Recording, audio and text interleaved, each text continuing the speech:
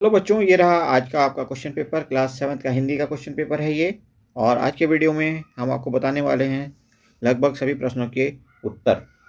कोशिश करेंगे कहीं थोड़ा बहुत एक्सप्लेन भी करेंगे, बट फिर भी वीडियो को छोटा रखने की कोशिश होगी।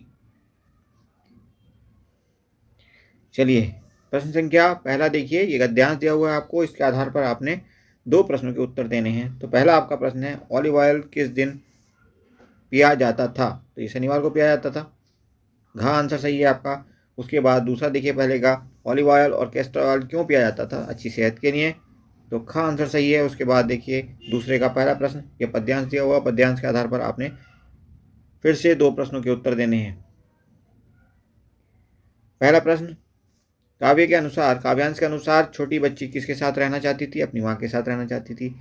दूसरा प्रश्न कहता है, काव्यांश के अनुसार छोटी बच्ची की इच्छा क्या है? बड़ी ना होना।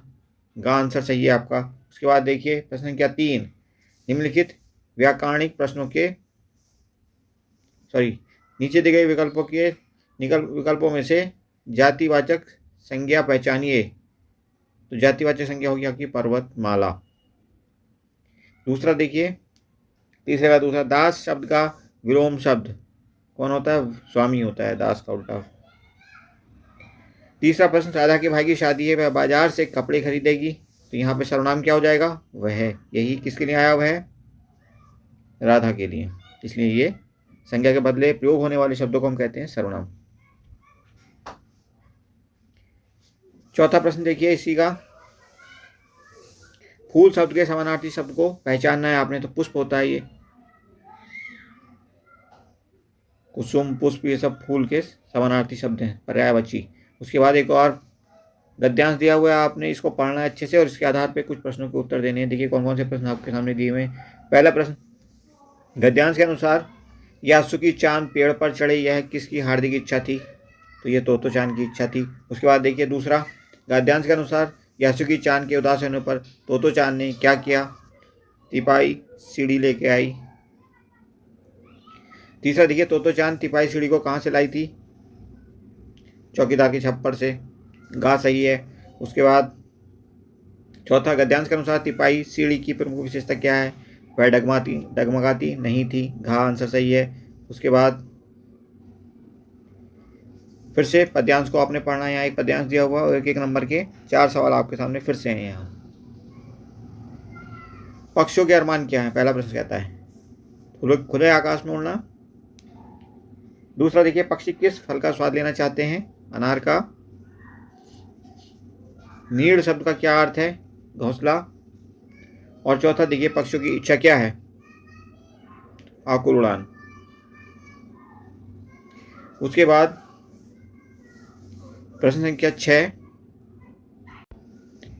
का पहला प्रश्न देखिए, नीलकंठ पाठ में मोर और मोरनी का नाम क्या है? क्या था? तो ये नाम था नीलकंठ और राधा। खा उत्तर है आपका। उसके बाद देखिए अगला प्रश्न क्या कहता है, पाठ पापा खो गए में किस पात्र को लाल ताऊ कहकर पुकारते हैं? लेटर बॉक्स को। घा आंसर सही है आपका। उसके बाद प्रश्न संख्या 7, कविता कठपुतली में कठपुतलियों की दशा कैसी थी? तो वो पराधीन थे, मतलब गुलाम थे किसी के। उसके बाद दूसरा प्रश्न कहता है, कविता हम पंछी उन्मुक्त गगन के कवि कौन हैं? तो ये थे शिव मंगल सिंह सुमन। घा आंसर सही है। उसके बाद देखिए घा,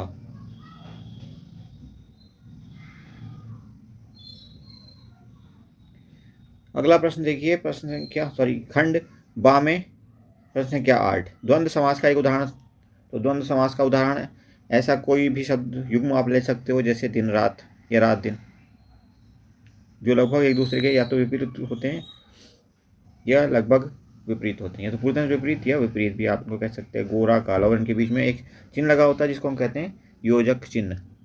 क्योंकि यहाँ बात द्वंद्व की हो रही, तो यहाँ लड़ाई जैसी होती है, एक दूसरे का अपोजिट नहीं होंगे, विपरीत नहीं होंगे, तो ये लड़ाई जैसी नहीं होगी। ठीक है जी, तो ये पहचान है इसकी द्वंद्व समास की। उसके बाद आता है प्रश्न संख्या 2, कौन आया है? रेखांकित शब्द में सर्वनाम का भेद लिखना है। तो ये क्या है, कौन सा सर्वनाम होगा? ये प्रश्नवाचक सर्वनाम। उसके बाद नदियाँ शब्द का वचन बदल कर लिखना। नदियाँ बहुवचन है तो एक वचन क्या होगा? नदी। उसके बाद अगला देखिए, ये चौथा, संज्ञा की विशेषता बताने वाले शब्दों को हम क्या कहते हैं? विशेषण। ओके, जैसे काला लड़का, तो काला क्या है? उसकी विशेषता बता रहा है लड़की, तो ये शब्द क्या है? विशेषण।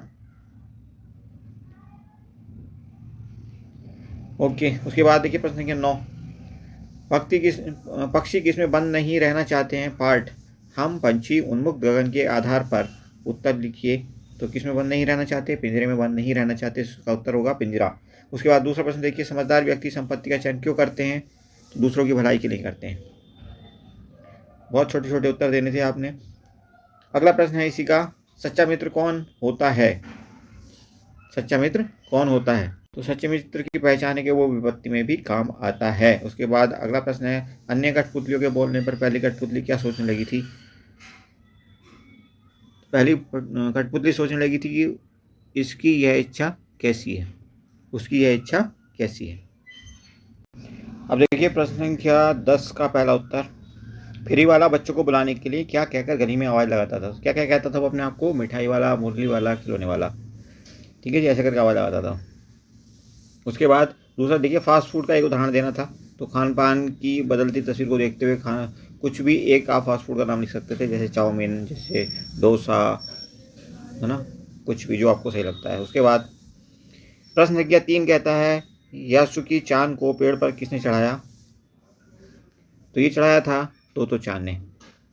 उसके बाद चौथा प्रश्न कहता है, इडली डोसा एक स्थानीय व्यंजन है या फास्ट फूड? खान पान की बदलती तस्वीर के अनुसार बताइए। तो क्या ये स्थानीय व्यंजन है? क्या है? स्थानीय व्यंजन है, फास्ट फूड नहीं कहा इसमें उसको। ठीक है जी। अब 11 नंबर प्रश्न जो है वो दो दो नंबर वाले हैं, मतलब 11 के जो पार्ट हैं वो सब 2-2 नंबर के हैं। 4 हिस्से हैं इसके, हर एक पार्ट में आपको 2 अंक मिलने वाले हैं अगर आपने अच्छे से लिखा तो।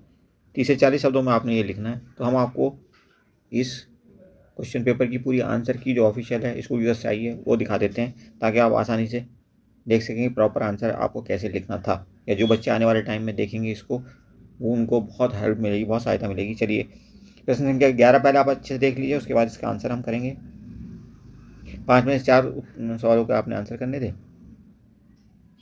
ठीक है जी। उसके बाद 12 नंबर प्रश्न, वो भी आपका 2 अंक का है। 3 प्रश्नों के लिए यहाँ उत्तर देने, और टोटल 4 प्रश्न आपके सामने हैं। ठीक है जी, इसके उत्तर भी हम आपको दिखा देते हैं अभी लास्ट में वीडियो के। उसके बाद 13 नंबर प्रश्न देखिए, किसी एक विषय पर लिखना था क्या? अनुच्छेद 80 से 100 शब्दों के बीच में। मेरा विद्यालय, दिल्ली मेट्रो, जल प्रदूषण। तो बहुत अच्छे से सब्जेक्ट दिए हुए तीनों के तीनों, किसी पे भी लिख सकते थे आप। 14 नंबर प्रश्न देखिए, अपने घर के पास लगे मेले में अपने मित्र सखी को आमंत्रित करते हुए एक पत्र लिखना था। ओके, उसके बाद अथवा में करके एक और पत्र आपके सामने है। ठीक है जी। अब आपके ये आंसर की आ गई जो हम आपको दिखाना चाहते थे। आप एक एक आंसर का मिलान कर लीजिए और फिर बताइए आपके कितने उत्तर सही हुए, कितने नंबर आपको उम्मीद है कि आ जाएंगे। ओके बच्चों, और आपसे उम्मीद करते हैं कि हमें मोटिवेट करने के लिए आप वीडियो को लाइक ज़रूर करेंगे और चैनल को सब्सक्राइब करेंगे, ताकि हम मोटिवेट हो सकें। और जब तक मोटिवेशन नहीं होता तब तक काम में मज़ा नहीं आता। काम बहुत अच्छा करने के लिए हमें पूरी तरह मोटिवेटेड रहना ज़रूरी है। तो इतना काम आप ज़रूर करिएगा। Thank you for watching. पूरा हम आपको अब ये इसके जितनी भी उत्तर कुंजी है ऑफिशियल वो सबके सब दिखा दे रहे हैं। ठीक है, जहाँ आपको लगता है वीडियो पॉज करिए, रोकिए वीडियो और आराम से देखिए।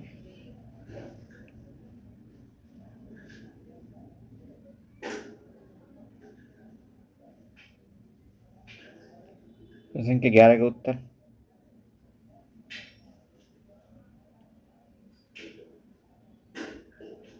ओके,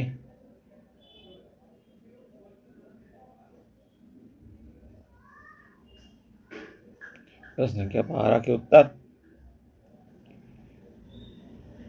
ओके, और आप प्रश्न संख्या 13 के बारे में दिया गया है। ये उत्तर तो नहीं है इसका यहाँ, लेकिन आपको बताया गया कैसे कैसे अंक विभाजित होने वाले हैं आपके उत्तर पर। ठीक है जी, तो ये था आपका क्लास 7 का क्वेश्चन पेपर और उसके answer. Thank you for watching once more, see you soon.